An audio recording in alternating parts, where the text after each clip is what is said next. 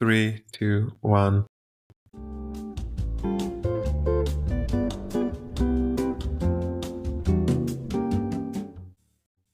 Hi, hello, and welcome to another episode of this podcast. We are still here and still alive, recording live from Berlin in the yet another expat studios. Finally, we're out of the countryside, back in base. I am indeed now a living expat, not that it matters for anything than the title. So, welcome to this podcast with personal stories and news and thoughts and random things I have in my head. And I feel like sharing. I hope you didn't miss the crystal clear sound. I'm pretty sure it much better than recording from the laptop, but I will only know once I'm done recording.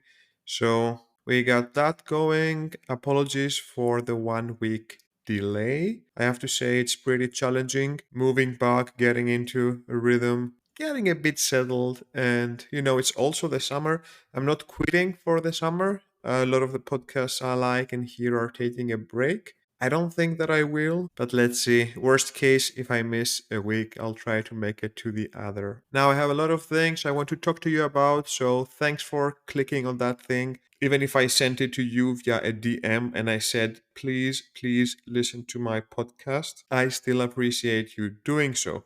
Because right now we're past 1 minute and the data says that this counts as a play. But I hope that you are well and let's get going. One thing I wanted to share, you all love Della, the goat. She's doing amazing. We are not in the village anymore. We're back in Berlin, but Della is taking really good care from my father, who is now finally responsible for his own purchase. Should I say purchase? His own. It's a rental. This goat is a rental. But anyway, so he's enjoying the milk and the goat songs and the joy of having a muscle memory in his hands to be able to milk it. Thanks for your love for Della. We're now over her. I used her for content as a content creator. I can keep bringing you some updates. I can tell you she tried to smoke from the cigar of my dad. So that was a very Pablo Escobar scene. He was walking the goat with a rope, smoking a cigar, and the goat was pretty interested in the smoke and in eating some roses. So she leaned towards the cigar, and my dad may or may have not moved his hand. And seriously, the goat had a puff. I have this on video.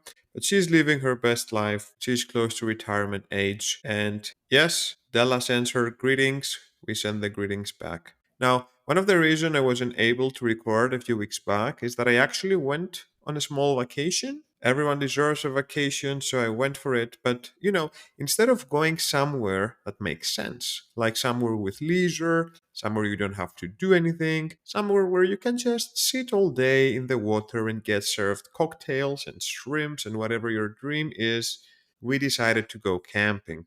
We decided to go camping even though we're living in nature because what is it that you're missing when you're living in the countryside for 2 months, like we've been doing? You miss carrying 40 kilos of equipment and going into a field in the middle of nowhere, calling it your new home. But we actually went for a concert.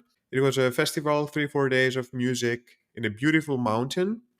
In the winter, it's a ski place. And in the summer, they decided, you know what? We have the facilities and infrastructure. Why don't we just throw a festival?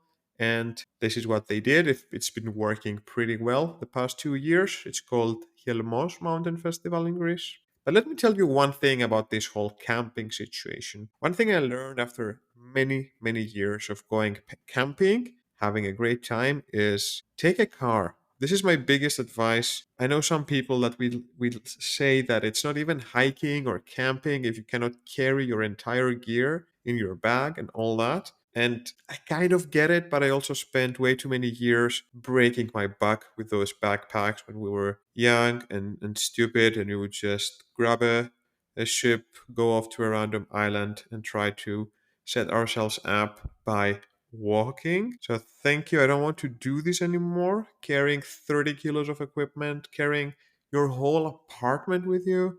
That's cute for all you little hippies. Maybe you even enjoy doing that barefoot, part of the barefoot movement.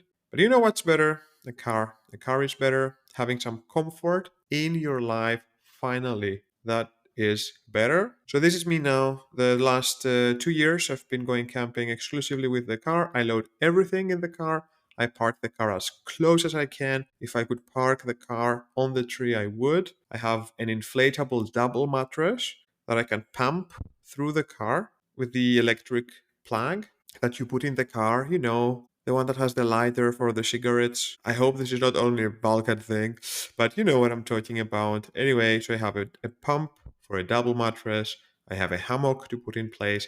I have a chair to put in place. It even has a hole for a beer and never move again. This is my take.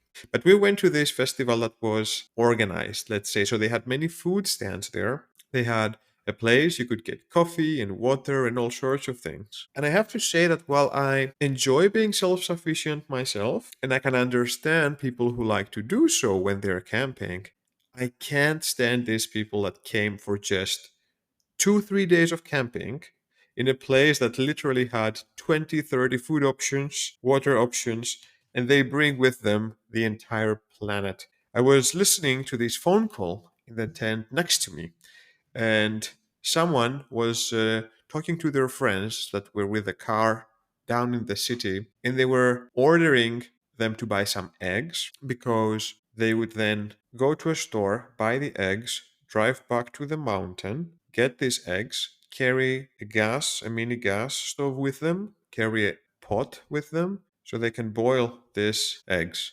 Now, I would understand this if we were stranded in an island and camped on the beach where there is nothing nearby. But if you have 20 food stands, I think that the most responsible thing to the environment would be to just go get a sandwich than waste so much energy bringing those eggs to you, carrying your own gas pot, driving these eggs around. The musicians were all really good. But anyway, I loved hearing people talk when I'm camping. No one really understands that the walls are so thin.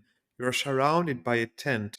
It's just a synthetic piece of fabric that is between us. This doesn't make it a wall. The sound travels through. It's like I'm talking. It's like I'm holding my swimsuit in front of someone, my swim shorts, and I'm talking to them, hoping that they don't hear me. So this is one of my favorite things. You slip down in the night and you can just hear the entire campsite arguing or talking, being very, very intimate, or having conversations like, hey, can you go drive back in town and get me 6 eggs and bring me some water and some gas so I can boil them and eat them here? Now, in the same time, nature is having a full mental breakdown with what's happening because all of a sudden, in the cliffs of a mountain where there's nothing but grass and a few trees, are now hundreds and hundreds of colorful, bright colored tents. So the poor bugs and bees are tripping.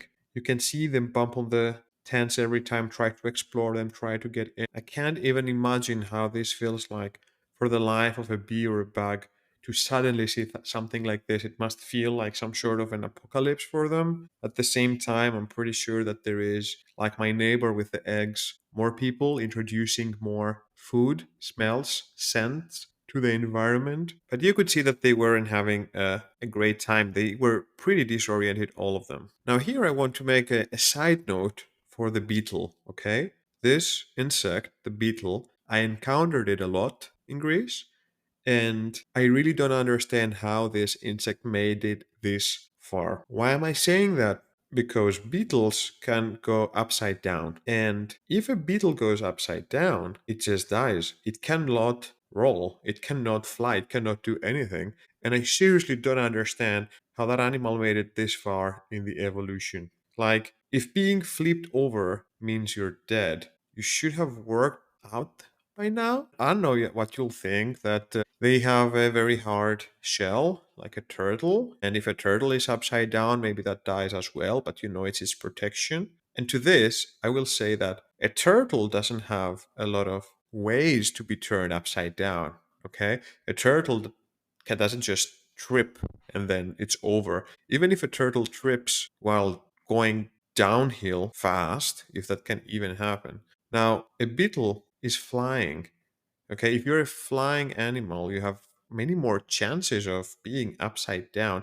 They would First of all, when they fly, they knock on things. I don't know how they see or hear or perceive space, but let me tell you, I saw a lot of beetles just crashing on things. This is a thing, beautiful green beetles. I see them upside down in the balcony. I'm not sure what happens. I guess that they try to fly in and they hit the net and they fall upside down. But sometimes it's even further out in the balcony. So it's a bit of a mystery for me, okay?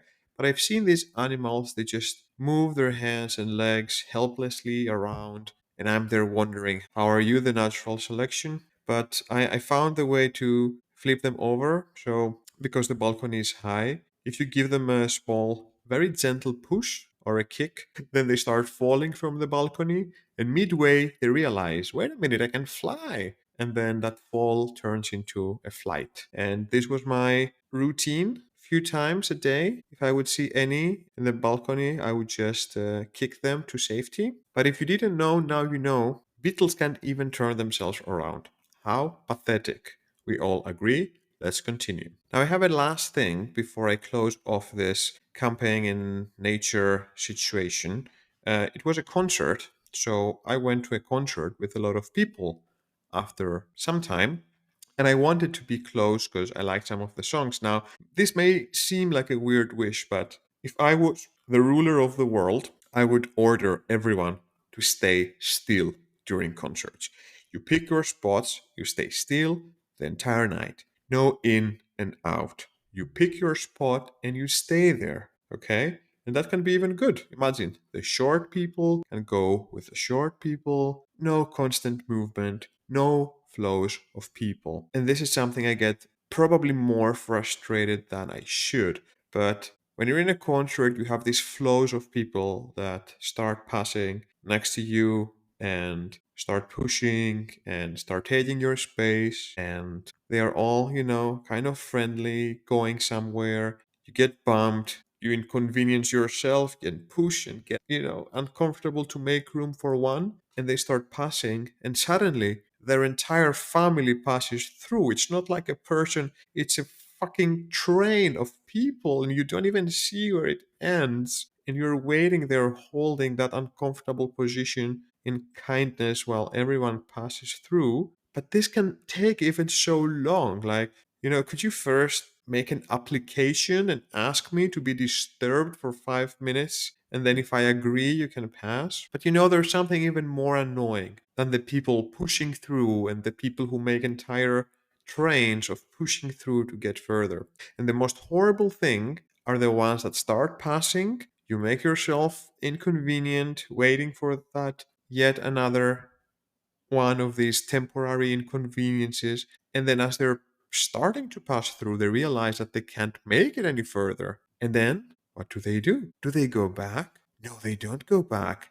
They just stand there, don't they? They just stand there in your face, pretending that that's somehow the new normal, right? They're just standing now in front of you, taking advantage of your kindness, and basically saying, this is your new state of being, my friend. You made room for me to pass, but guess what? I'm staying right here.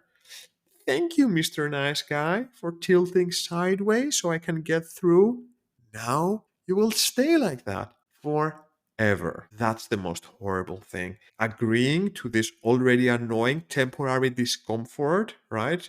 You allow yourself in that to get in that state for a fucking total stranger, and then that turns into a decision for a permanent state of inconvenience because they're now in front of you. Congratulations. But I have to say, there's one thing in this that I like, besides the fact that if I'm the ruler, no one moves. Everyone sits in a spot. We enjoy the concert. If someone gets a heart attack, we get the medics in, but nothing more. You choose the spot, you stay there. But yes, I have to say that I also learned one or two things of how these flows of people work. Okay. If you start to observe, you can understand if where you're standing has become a passage. And there are a few ways to understand that by looking around. But if it has become a passage, you need to understand where the gap is, and you need to close that gap with your body. Okay? Maybe it requires a bit of a move, a bit of a twist, whatever it is, you close the gap. Now, number two, you can create another gap. So you can make a gap that is appearing a bit more convenient by positioning yourself differently. And then it's done. You closed the gap on your side. Now it's someone else's problem. And number three, my girlfriend actually taught me how to ride that wave. There are some times where maybe I wanted to get in front of the concert or go in the back, and now I know I'm becoming one of them. And let's face it, we've all become one of them. When we choose to complain as the standing guy, we are all with the standing guy. And when we choose to say, I want to go in the front now, we are part of the other demographic. In the same way that when you're walking, you're all pro pedestrian rights and you're the most empowered pedestrian. And then if you're driving a car, you are the most, well, okay, maybe not you. But when I'm walking, I'm the main character as a pedestrian. The zebra crossings need to be checked and obeyed. The drivers need to make sure they see me. It's all about me. When I'm a motorbike, again, anyway, I won't go too far, but I just want to say sometimes you want to get in the crowd, and that's okay. Now, focusing on the trick. But the trick is that instead of becoming that annoying, obnoxious person who is pushing people through to get in or out, let's say you want to pee, or let's just say they're playing your favorite song, you can actually ride the wave. It's like calling the sandworm in Dune, you know? You're calling the sandworm for a ride. And once you see one of these flows of people passing by somewhere near you, you just grab the last one and start going along. And this is great. You have zero of the shame. The one who's first gets all the annoyance from the bumps, and you're just an innocent part of that train. And let's face it, it's the first person that gets all the shit. The others can just say sorry, sorry, sorry.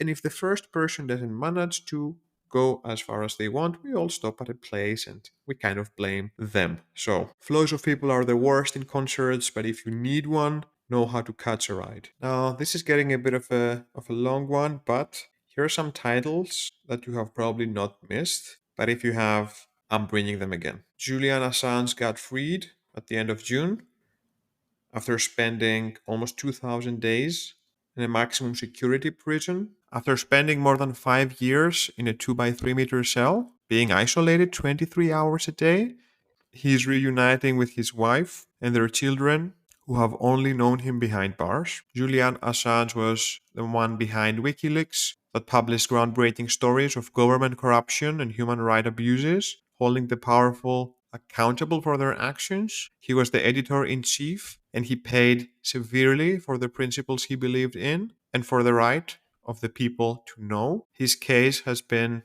a very unique one, but at the end of the day, his freedom is also our freedom. So, to that piece of news, we say that was about time.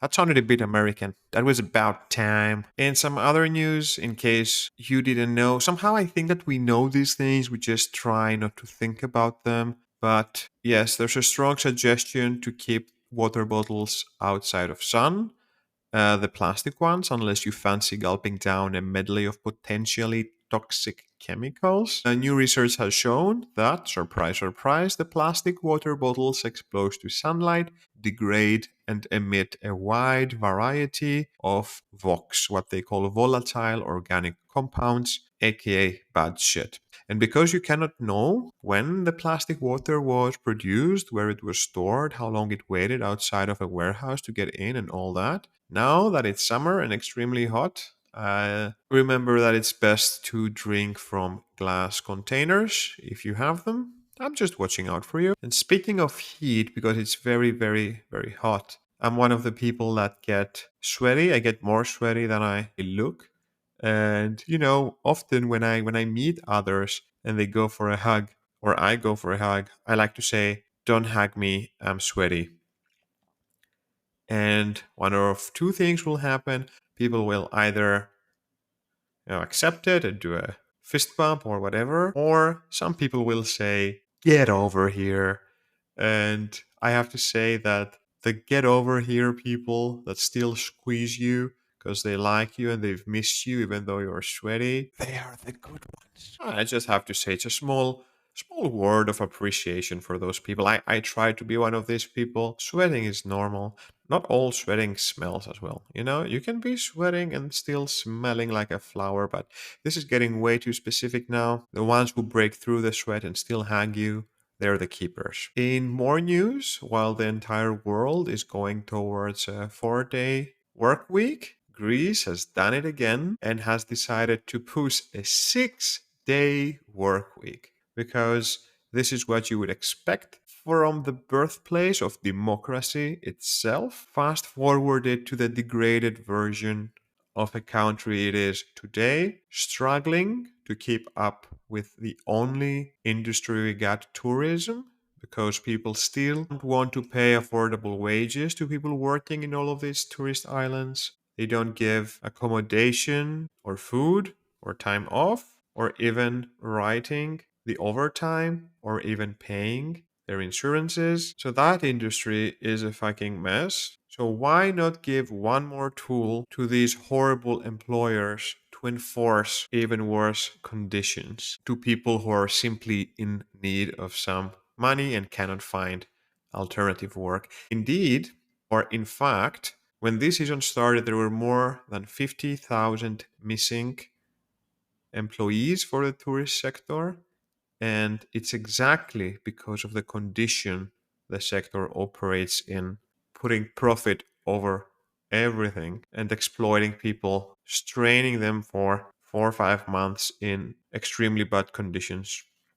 But anyway, tourism aside, 6-day work week. Why not? I hear you say. Why not 7-day work week? Why have one day to rest? It sounds like a lot. Why is Sunday left out? It's Sunday, it's a day with sun. You should be working. It means it's a good day and tourists will be out. So you better go get working. Interesting piece of news, the minister employment, who already holds a lot of wins under her belt. When she was in the Ministry of Culture, she put cement all over the Parthenon so everyone can walk around on the ancient rocks without having to, make too much effort. She also put a law where Greek music needs to be played through speakers in elevators and such. And, for this 6-day work week, of course, the entire planet reacted. It was in the press of Washington Post, New York Times, BBC, you name it. It made headlines. Her reaction was to those criticizing or commenting on this new measure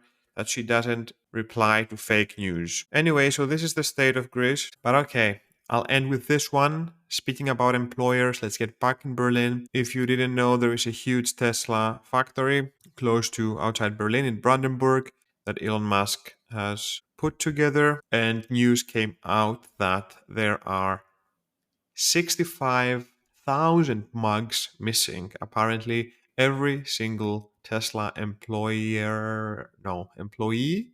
is getting the mugs home.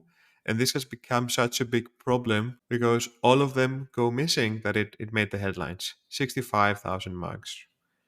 And I have to say, when I saw that in the news, I wondered, why are they making this public? Like, the HR people went out and said, hey, can you please stop stealing mugs? We are tired of ordering these mugs again and again. And it felt like a form of shaming, The news break out that the factory workers or everyone in the offices is just stealing these mugs, and then what? Am I supposed to feel bad? Is anyone feeling bad reading how the Tesla employees are stealing the mugs, and what, Elon Musk will have to pay some mugs more? I say just keep doing it. I mean, how many mugs are you going to steal? I think there is at some point a threshold, an organic barrier where people have had 2 or 3 mugs home, they've gifted one or two, put one up on eBay, and then they're gonna stop. This sounds like an interesting problem. Let's see how they decide to solve it. If I get more news, I'll let you know. But until then, I'll wrap it up. Thanks for staying with me so far. If you find yourselves camping, don't go buy the entire supermarket if they're making food right next to you. If you're a beetle, please learn to flip. This sounds like a problem you should have solved by now. If you're a Tesla employee, keep stealing those mugs. If you're a Greek person, go on strike. If you're drinking out of a plastic bottle, throw it away. And if you have sweaty friends, give them a strong hug. Until next time, Julian Assange is free, Spain won the Euro, and Trump got shot. But all this is for another time. And Della the goat is still enjoying the countryside, smoking cigars and eating roses. Ciao.